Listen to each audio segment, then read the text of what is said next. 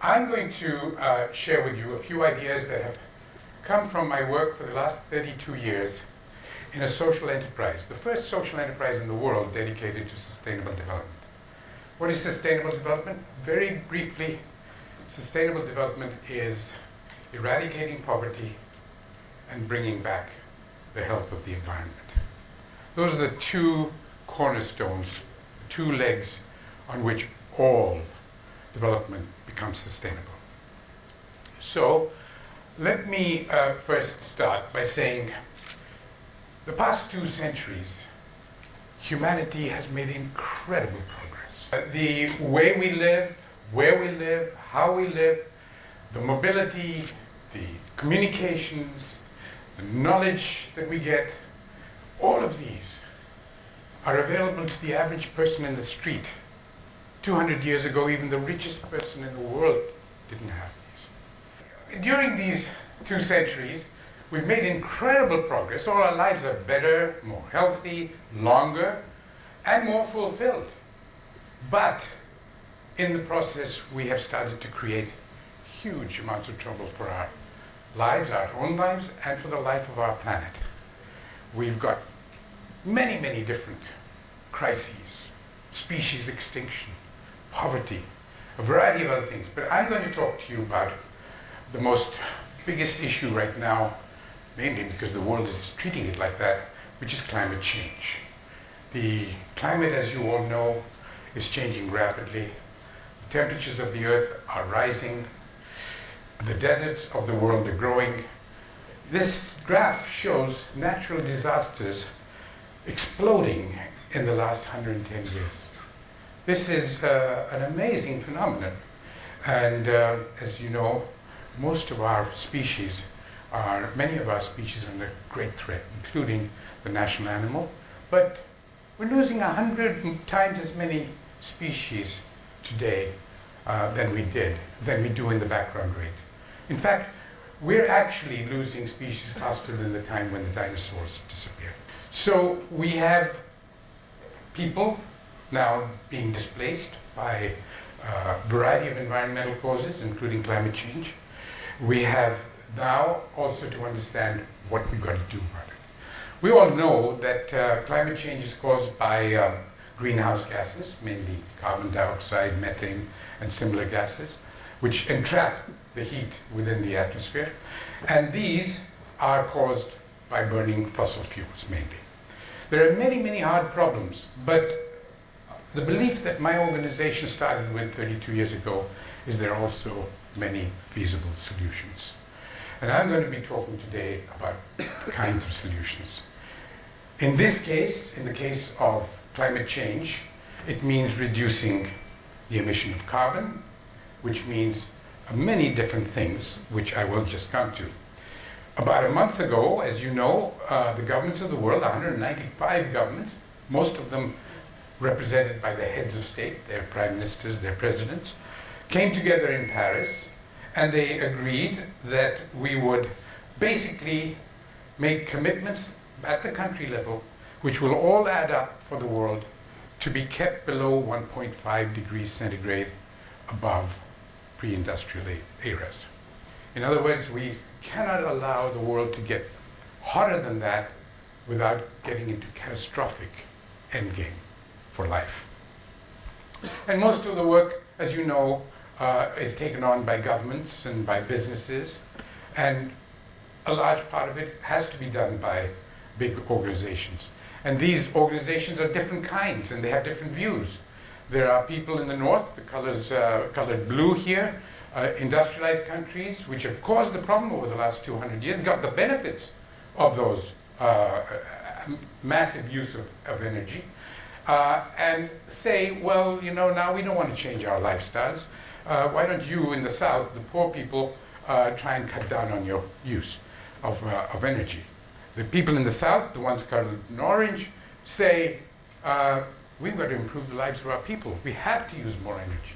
So there's this tutu-mama going on, which essentially makes it virtually impossible for you to come to agreements. But in Paris, we sort of did. we said all countries will have to take responsibility. Of course, the North, the industrialized rich countries will take more, but we now need to do a new kind of mathematics.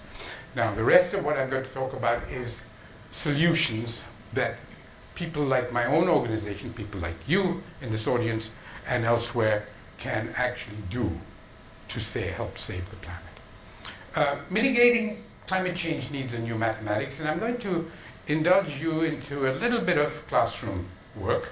The mathematics of carbon emissions is quite simple, actually. The total amount of carbon emitted depends basically on the amount of carbon emitted for a unit of energy.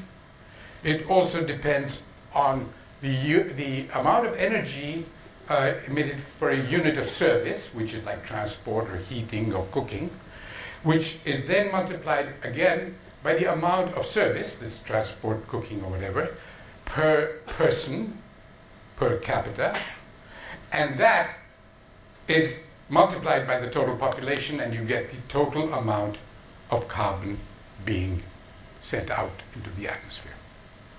Simple mathematics. As you can see, any of you who've done simple mathematics, the denominators cancel out with the next numerator, and you end up with amount of carbon for the whole world. There is a nice negative to that, and we call it sequestration, which is the amount of carbon being absorbed by forests, by algae in the oceans, by soils, and so on. So this is the total equation. We call it carbon intensity, the first term. The second term is the energy intensity. The third term is the service intensity, and then population for the total scale, and then you minus the removal. And in mathematical terms, you can put it into symbols, and what it amounts to is that we find very strong, by separating these terms out, possibilities for finding strategic solutions. Some are by substitution, by energy sources which are less carbon intensive. Some of it is by efficiency, by reducing the amount of energy needed to do something. Some of it is by lifestyle changes, particularly in the land of Gandhi. I can say the idea of sufficiency. What is enough? Do you really need more? And then multiplied by the total population. And then you minus out the forests and the algae and so on. So this is basically what you've got to do. And in a sense, there are four big options: technology, lifestyles, population, and nature. Now, I'm going to suggest that we, individuals in our communities and our organizations, can do something on each one of these four, and I'm going to give you quick examples on how we can do that. Governments, as I said, take on the big responsibilities, the policies, the actions, the big, large-scale reforestation projects, the energy efficiency in industry. That's being done by governments and by corporations. The first two big terms and the last term are often done by public and private organizations. But what can we do? For example, renewable energy. They can reduce large-scale renewable energy. They can introduce large-scale renewable energy and reduce carbon emissions at a cost of something like $20 to $30 US dollars per ton of carbon reduced. I'm going to give you most of my figures in what is called abatement costs. How much does it cost to reduce 1 ton of carbon emitted into the atmosphere? And we will compare all these together. Another way is forests. Forests, again, cost somewhere between $30 to $50, and you can reduce a ton of carbon by sequestering that into trees. There is a big movement towards large-scale geoengineering called carbon capture and storage, which is the idea that you capture the carbon coming out of the power stations and so on, and shoving it down into Mother Earth, into mines, and used mines and so on. And this is called CCS, carbon capture storage, and that costs somewhere around $60, $70, $80, $90, $100 per ton saved. So this is the kind of summary, and at Paris, countries came together and made commitments which they claimed would cost something of the order of $350 billion, 1/3 of $1 trillion, about 1/3 of India's GDP, per year to introduce these things for every year till 2030. It's a lot of money may be affordable if you stop having armaments and wars and so on, but it's big. So I think we need to now also add to what governments and corporations do by ourselves changing our lives, our livelihoods, our lifestyles, and that's the middle two terms in which we can have an impact on things which I'm going to show you right now. So here is the growth of net carbon emissions. Net means after the sequestration in forests and so on. And this is the way it has been growing. We are at 7 gigatons today at 2015. And if we continued business as usual, we would go on to 14, 15, and the world would basically fry. What Paris did was basically say, enough is enough, we're going to change things, and we're going to keep it growing for another 15 years, roughly to about 9 gigatons, and then we must either level off or even come down, and we will have to come down if we want to keep it within 1.5 degrees centigrade, which will cost even more. So here is the basic graph, and you don't have to see that big gap between 14 and 9 gigatons, billion tons per year, as a one silver bullet thing. It can't be done by one action. It has to be done by many. So we split them up into wedges, and we then get basically things like technology, lifestyles, population, and so on that we can do. We have to now go through this transition, which actually takes a long time for countries to get more and more efficient, because it costs more, by doing some leapfrog stuff to turn it around and use disruptive approaches, disruptive interventions, which are in a sense not only leapfrog but horse jump.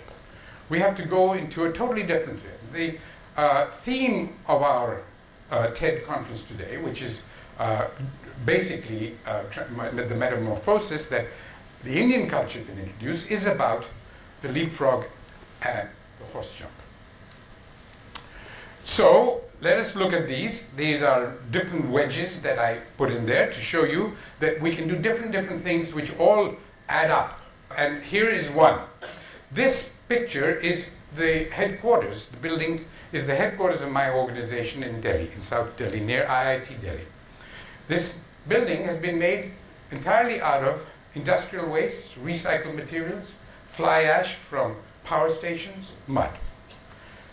It's nice enough for multinationals to want to rent space in it, but it reduced the cost of building as well as the cost of carbon emitted by a massive amount, by nearly $30 to save 1 ton of carbon.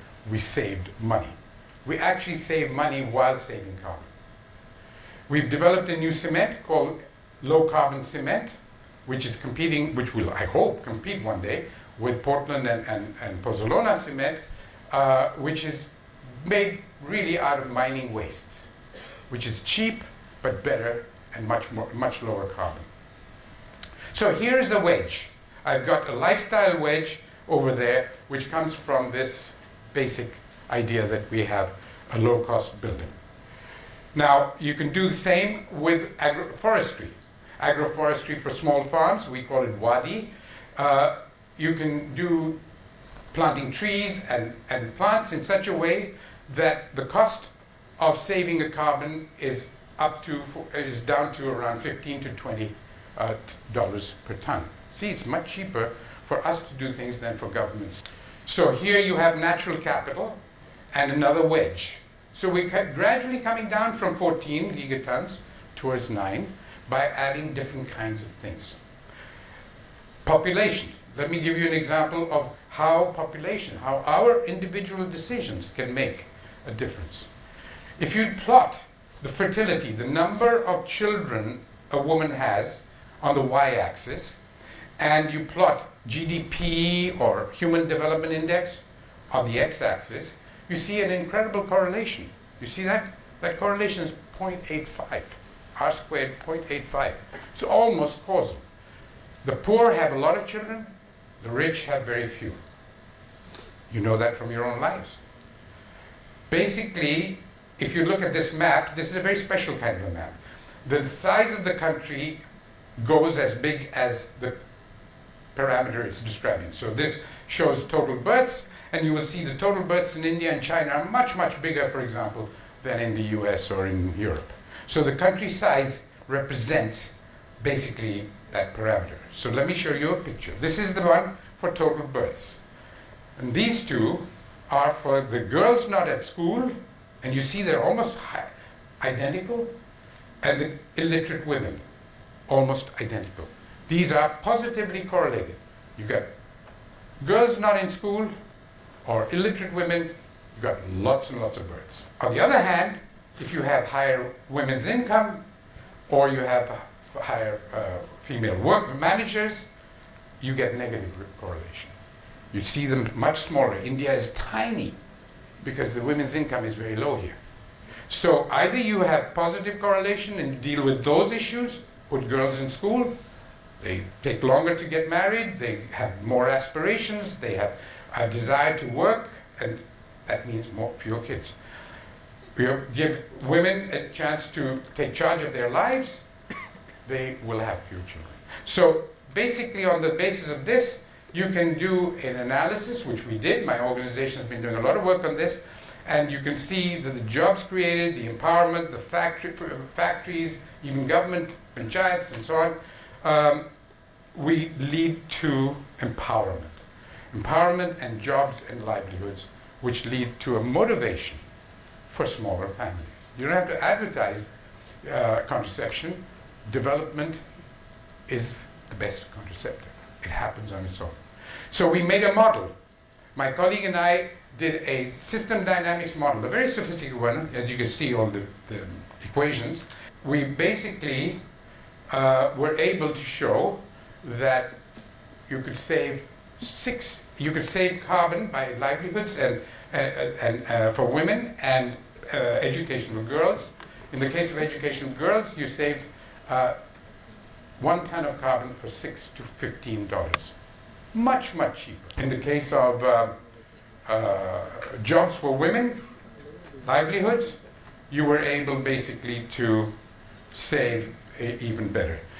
We had a factory in Bundelkhand near Jhansi, where we've been able to show that women who are working have 12 times fewer children than the control group with the same age, the same income, the same caste society. So this model basically showed us that by the year 2050 or so, you could save 1 billion people on this planet simply by putting girls to school and creating jobs for women. The total savings in the process of carbon is huge. And I will just show you, this is the wedge for the population. Now, these wedges don't complete the whole gap. We have to leave some work for the governments and for big companies. But you can see that a huge amount of work towards reducing carbon emissions can take place. And here are the comparisons. Those were the conventional ones I showed you in the box: forests, energy efficiency, carbon capture and storage. And these are the out of the box ones. Jobs for women, and when they're red, they actually save money as well as save carbon. This is a double whammy. In fact, you can actually make money by saving carbon in those two cases. In the other cases, they're much cheaper. You can see how much cheaper they are depending on what technology or sustainable agriculture or girls' schools. So we share one planet. We're going to need, if we go on the way we are, something of the order of 3 planets, and we don't have them. So we now basically have to remember what Gandhiji said, and that was, be the change that you want to see. Thank you.